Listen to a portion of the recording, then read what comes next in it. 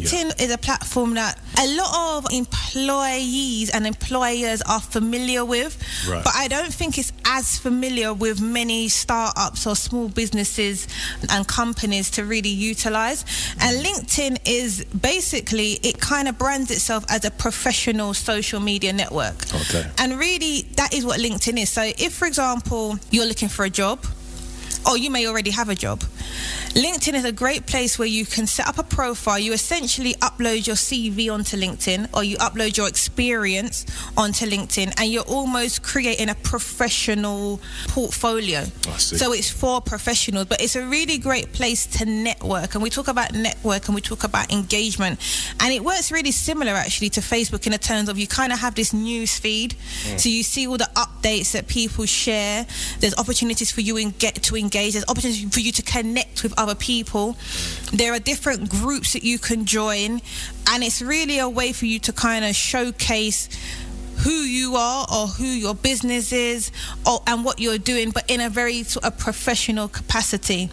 And so I would definitely recommend that, you know, if you don't have a LinkedIn account, to get onto LinkedIn and really kind of explore LinkedIn, especially from a professional perspective.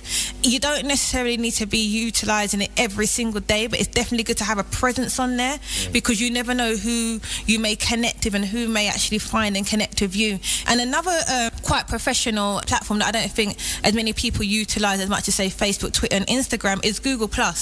And Google+ is really good for businesses as well, especially if you actually have a brick and mortar place. You know, if you actually have an address that people go to, Google Plus is a great place to kind of add all your copy, add all your text and information about who you are, what the business is, where people can find you, information about your services and your products.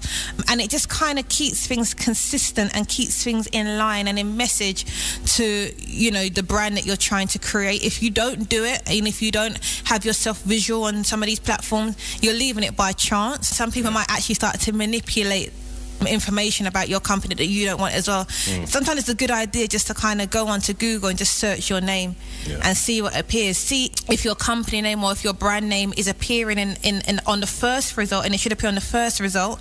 And also see what else is linked to your company name or to your name as well, because the last thing you want is like negative results coming up that could potentially tarnish or give a bad impression of this brand that you're trying to create. So it's again just listening, being mindful and looking into not only what others are doing, but also potentially what others are doing to kind of implicate the brand persona that you're trying to create online as well.